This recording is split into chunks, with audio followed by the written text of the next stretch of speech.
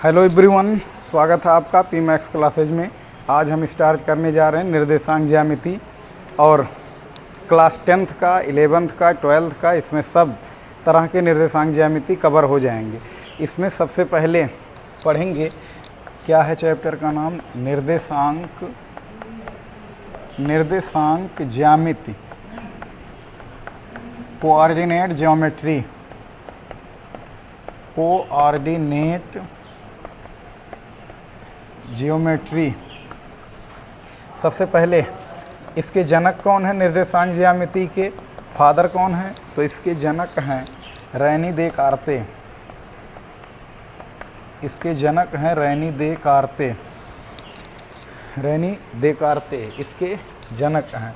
फिर इसमें निर्देशांक ज्यामिति को पढ़ने से पहले हमें पता होना चाहिए क्षैतिज रेखा को, यानी हॉरिजेंटल लाइन को हम लोग क्या बोलते हैं, एक्स एक्सिस, एक्स अक्ष। क्षैतिज रेखा को क्या कहते हैं, एक्स अक्ष।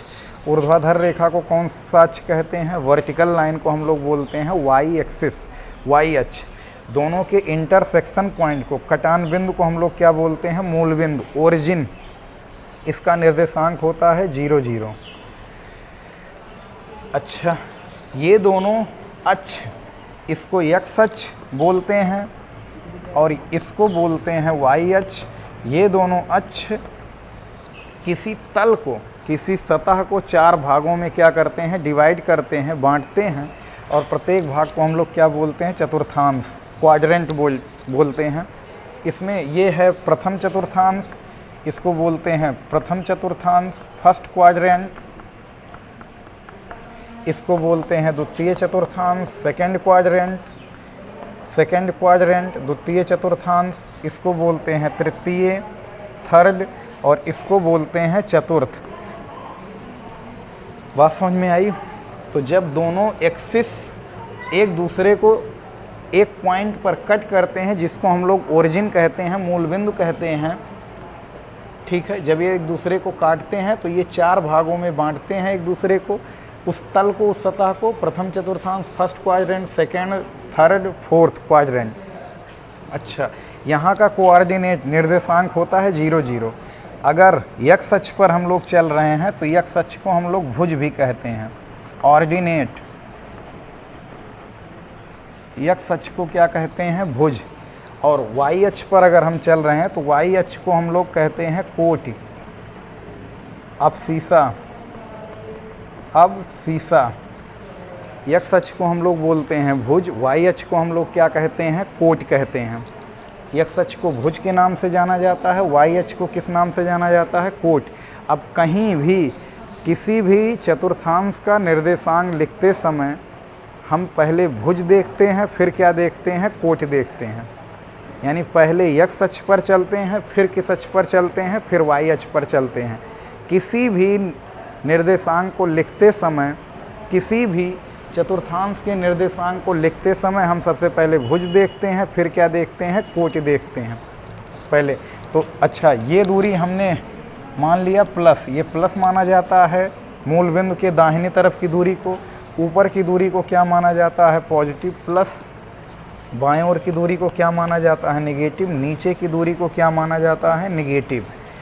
बाएं तरफ की दूरी को माना जाता है पॉजिटिव, दाहिनी ओर की दूरी को, दाहिने ओर की दूरी को माना जाता है पॉजिटिव, ऊपर की दूरी को माना जाता है पॉजिटिव, बाएं ओर की दूरी को नेगेटिव, नीचे की दूरी को नेगेटिव। तो अब फर्स्ट क्वाड्रेंट का जो निर्देशांक होगा वो कितना होगा, हमने क्या बताया है, पहले हम भुज पर चलेंगे, पहले एक्स अक्ष पर चलेंगे, तो एक्स पर चलेंगे तो वो क्या है, पॉजिटिव। फिर किस पर चलेंगे, वाई अक्ष पर। तो ये फर्स्ट क्वाड्रेंट का कोऑर्डिनेट हो गया, निर्देशांक हो गया प्लस प्लस, यानी पहले चतुर्थांश में क्या पड़ेगा, प्लस प्लस।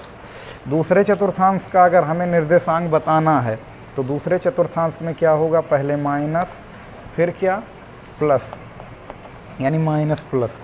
पहले एक्स अक्ष पर चलेंगे, फिर वाई अक्ष पर। हर निर्देशांक को लिखते समय, किसी भी चतुर्थांश का निर्देशांक लिखते समय ये बात हम लोग फॉलो करेंगे। यहाँ पर पहले माइनस, फिर नीचे माइनस, तो तीसरे में क्या होता है, माइनस माइनस। चौथे में अगर हमें चौथे का निर्देशांक बताना है तो पहले भुज पर चलेंगे, यानी प्लस, फिर किस पर, कोट पर, यानी क्या, माइनस। तो तो ये है किसी भी चतुर्थांश के निर्देशांकों का ये खास चिन्ह हमको क्या करना रहेगा, ध्यान में रखना पड़ेगा। यहाँ क्या होता है 0 0। अच्छा, अक्ष पर भी चल रहे थे दाहिनी तरफ, अगर एक मात्रक इधर दाहिनी तरफ चल रहे हैं तो इसे लिखते हैं 1, 0। 2 मात्रक पर 2, 0। 3 कदम पर 3, 0। ऐसे इधर, यानी जब जब हम x अक्ष पर चलते हैं तब तब y कोऑर्डिनेट क्या होता है, 0 होता है। y का मान, y निर्देशांक क्या होता है, 0। अगर हम बाएं चल रहे हैं 1 कदम पर तो -1, 0। 2 कदम पर चल रहे हैं -2, 0। 3 कदम चल रहे हैं -3, 0। ऐसे एंड सो ऑन चलता जाएगा। अगर हम y अक्ष पर चल रहे हैं 1 कदम तो इसको 0, 1। 2 कदम चल रहे हैं 0, 2, 3। 3 कदम चल रहे हैं 0, 3। ऐसे ये चलता जाएगा। ऐसे नीचे अगर हम आ रहे हैं 1 कदम चल रहे हैं तो 0, -1। 2 कदम चल रहे हैं 0, -2। 3 कदम चल रहे हैं 0, -3। ऐसे ये चलता जाएगा। यानी क्या देख रहे हैं, इधर पॉजिटिव होता है, इधर निगेटिव होता है नीचे। और जब y अक्ष पर चल रहे हैं तो x यानी भुज, जो पहले लिखा जाता है भुज, ये सब भुज हैं। और ये क्या है, कोट, ये सब क्या है, भुज, ये भुज हैं। और 0 0 0 जो आया वो कोटि है।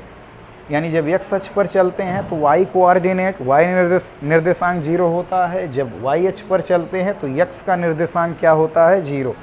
अब यहीं से हमसे कोई पूछ ले कि x अक्ष का समीकरण क्या है, तो x अक्ष का समीकरण, इक्वेशन ऑफ x एक्सिस क्या होता है, y = 0। x अक्ष का समीकरण क्या होता है, y = 0। यहीं पर इसी तरह से अगर कोई पूछ ले y अक्ष का समीकरण क्या होता है, तो y अक्ष का समीकरण क्या होता है, y अक्ष का समीकरण होता है अपना x = 0। क्यों? क्योंकि y अक्ष पर देख रहे हैं x माने भुज क्या है, 0 है। x = 0, तो अगर x = 0 लिखा है तो ये कौन सा अक्ष है, y अक्ष है। अगर y = 0 आ रहा है तो वो कौन सा अक्ष है, x अक्ष है। अगर x = 0 आ रहा है तो y अक्ष है। तो ये अक्ष का क्या आ गया, समीकरण आ गया। बात समझ में आई। प्रथम चतुर्थांश, द्वितीय चतुर्थांश, तृतीय चतुर्थांश, चतुर्थ चतुर्थांश, किसमें कौन सा पॉइंट कैसा होता है, ये हम बड़े आराम से क्या कर सकते हैं, निकाल सकते हैं। पहले हम x अक्ष पर चलते हैं, फिर कहाँ, y अक्ष पर चलते हैं। यानी पहले हम x निर्देशांक देखेंगे, पहले भुज देखेंगे किसी भी बिंदु में, फिर क्या देखेंगे, कोट देखेंगे। कोट यानी अबसीसा। बात समझ में आई। तो इसको खूब अच्छे से नोट बना लो इसको, अदरवाइज आलसी बच्चे स्क्रीनशॉट ले सकते हैं।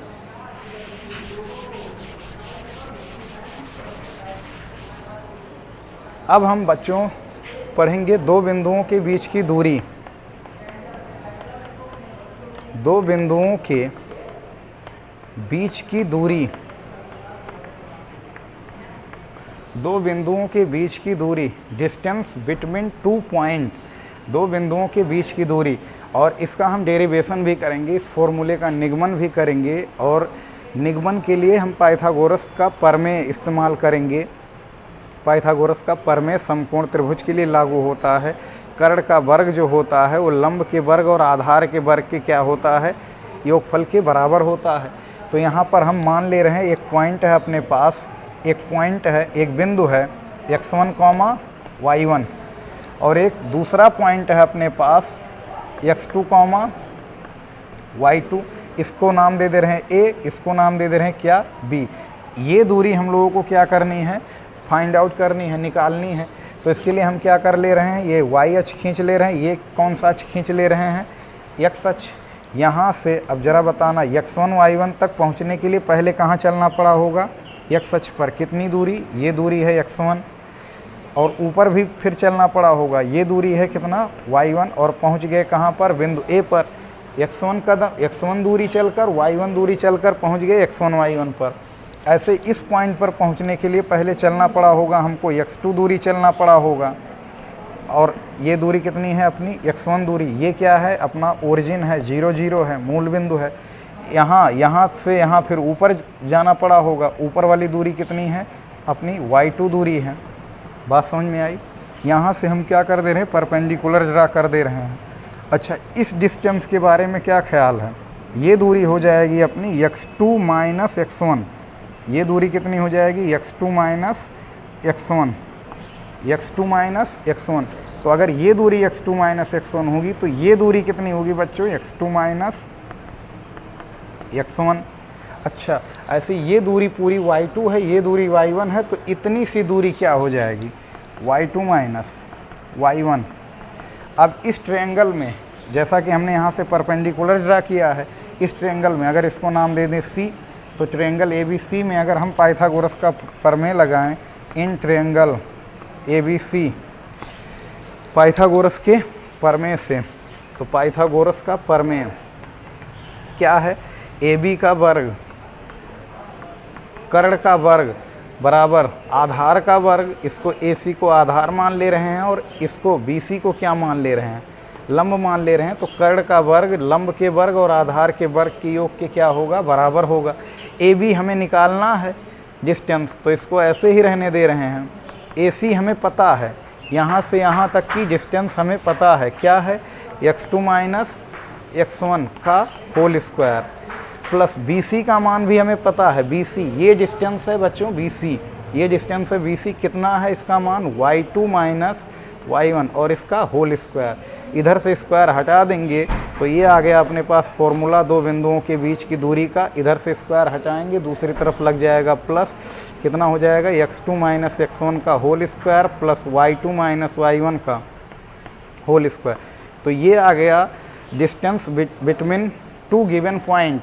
कोई भी दो बिंदु अगर दिया रहेगा तो उनके बीच की दूरी का ये फॉर्मूला है निर्देशांक ज्यामिति में, x2 माइनस x1 का whole square plus y2 minus y1 का होल स्क्वायर। बहुत सी बुकों में ये फॉर्मूला इस फॉर्म में भी लिखा रहता है। अगर किसी का मन कर रहा है कि हम इसको ऐसे नहीं ऐसा लिखना चाहते हैं x1 माइनस x2 का होल स्क्वायर, तो कोई दिक्कत नहीं, क्योंकि यहाँ स्क्वायर है इसीलिए इसको हम उलट भी सकते हैं। अगर यहाँ क्यूब वाला टर्म होता तब ऐसे नहीं लिख सकते थे। स्क्वायर है तो चूंकि प्लस का वर्ग भी प्लस 4 का वर्ग भी 16 आता है, माइनस 4 का वर्ग भी 16 आता है। इसको भी ऐसे इसी फ्लो में लिख सकते हैं, y1 माइनस y2 का होल स्क्वायर। तो ये है दो बिंदुओं के बीच की दूरी का फॉर्मूला। कैसे आया है, बाई पाइथागोरस थ्योरम। पाइथागोरस के प्रमेय को अगर आप जानते हैं तो बड़े आराम से इसको हम डिराइव कर सकते हैं। क्या है, दो बिंदुओं के बीच की दूरी का फॉर्मूला x2 माइनस x1 का whole square plus y2 minus y1 का होल स्क्वायर करड़ी में। तो इसको मिटा दे रहे हैं। अब जरा दो चार सवाल लगा लेते हैं। पहला क्वेश्चन है कि निम्न बिंदुओं के बीच की दूरी ज्ञात करना है। यहाँ पर है अपने पास 1,3 एंड 2,4। ये दो पॉइंट हैं, इन दोनों बिंदुओं के बीच की हमको क्या निकालनी है, दूरी निकालनी है। तो इसको कह दो ना, this is x1 y1 and this is x2 y2। अब दो बिंदुओं के बीच की दूरी का फॉर्मूला क्या था, दूरी बराबर, शॉर्टकट में लिख दे रहे हैं, दूरी क्या होता है, under root x2 minus x1 का whole square plus y2 minus y1 का होल स्क्वायर। अब ज़रा बताना, x2 अपने पास कितना है, 2, x1 कितना है, 1, इसका होल स्क्वायर प्लस y2 कितना है, 4, y1 कितना है, 3, इसका क्या, होल स्क्वायर। दो में से एक घटने पर एक आएगा और एक का वर्ग क्या आएगा, 1। 4 में से 3 घटेगा 1, 1 का वर्ग, 1 का स्क्वायर, 1 आएगा। तो 1 कितना हो जाएगा, अंडर रूट 2 मात्रक या 2 यूनिट, अंडर रूट 2 यूनिट या जो भी लिखना चाहो इकाई। इन दोनों के बीच की दूरी है अंडर रूट 2 मात्रक। मीटर है तो मीटर, सेंटीमीटर है तो सेंटीमीटर, यहाँ मात्रक किलोमीटर है तो किलोमीटर, मिलीमीटर है तो मिलीमीटर हो जाएगा। ये वेरी फर्स्ट क्वेश्चन था। क्वेश्चन नंबर सेकंड है, यहाँ पर एक पॉइंट और लेकर हम चल रहे हैं, 6,0 एंड 0,-8। इन दो पॉइंटों के बीच का हमें क्या निकालना है, डिस्टेंस। तो इसको बोल दो, इसको कह दो x1 y1 और इसको कह दो x2 y2। क्या होता है बीच का डिस्टेंस, दूरी का फॉर्मूला होता है under root x2 minus x1 का whole square plus y2 minus y1 का होल स्क्वायर। ये अपने पास फॉर्मूला है दो बिंदुओं के बीच की दूरी का। अब ज़रा इस फॉर्मूले में हम लोग रखेंगे क्या, x2 की वैल्यू कितनी है, 0, x1 की वैल्यू कितनी है, 6 का होल स्क्वायर, y2 कितना है, -8, माइनस y1 कितना है, 0। कंपेरिजन कर लो, तुलना कर लो। अब यहाँ पर क्या हो जाएगा, 0 में से 6 घटेगा तो कितना आ जाएगा -6 का होल स्क्वायर प्लस 8 में से 0 घटेगा -8 का होल स्क्वायर। -6 का वर्ग कितना होता है 36, माइनस का वर्ग माइनस गायब हो जाएगा, -8 का वर्ग माइनस यहाँ भी गायब हो जाएगा, तो 8 का वर्ग कितना हो जाएगा 64, और 36 64 जोड़ने पर कितना आएगा 100, 100 का वर्गमूल कितना हो जाएगा 10 मात्रक। यानी इन दो बिंदुओं के बीच का जो डिस्टेंस है, जो बीच की दूरी है, वो कितना है 10 मात्रक। एक सवाल और लगा लेते हैं, क्वेश्चन नंबर 3 क्या है, a sin theta comma b cos theta, फिर क्या यहाँ पर है अपना 0,0 यहाँ पर मूल बिंदु, और इन दो बिंदुओं के बीच का हमें क्या निकालना है डिस्टेंस। तो इसको हम बोल दे रहे हैं x1, y1, और इसको बोल दे रहे हैं x2, y2। इन दो बिंदुओं के बीच की दूरी, एक बिंदु में दो निर्देशांक, ये भुज है ये कोट, ये भुज है ये कोट। पहले भुज देखते हैं फिर कोट देखते हैं। भुज मतलब x अक्ष का ये मान है, कोट माने y का मान है, भुज माने x का मान, कोट माने y का मान है। तो यहाँ पर दूरी का फॉर्मूला क्या आ जाएगा, दूरी का फॉर्मूला आ जाएगा √x2 - x1 का होल स्क्वायर, जिसको अभी डिराइव किया गया है, प्लस y2 - y1 का होल स्क्वायर।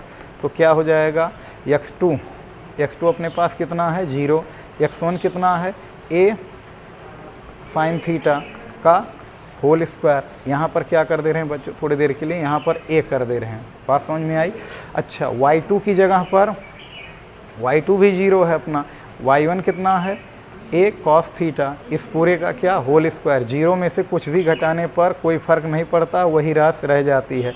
तो क्या हो जाएगा -a sin थीटा का whole square plus -a cos theta का होल स्क्वायर। माइनस का वर्ग, माइनस क्या हो जाएगा गायब, ये हो जाएगा a स्क्वायर, फिर कितना sin square theta, plus -a का वर्ग क्या करोगे a स्क्वायर, cos का वर्ग कितना हो जाएगा cos square theta. a square यहाँ से हो जाएगा कॉमन, तो a स्क्वायर कॉमन करते ही अंदर क्या बचेगा अपना sin square theta plus cos square theta. इससे चिर परिचित होंगे, sin square theta plus cos square theta is equal to कितना होता है 1। तो इसके प्लेस पर हम 1 पुट कर देंगे, तो आ जाएगा कितना a स्क्वायर इंटू 1, यानी ये आ जाएगा अपना a स्क्वायर का वर्गमूल कितना हो जाएगा a मात्रक। तो इस तरह से दो बिंदुओं के बीच की दूरी का सूत्र लगाकर हम दो बिंदुओं के बीच की दूरी निकाल सकते हैं। और इसमें आज की वीडियो में बस इतना ही, पढ़ाई करते रहें। All the very best.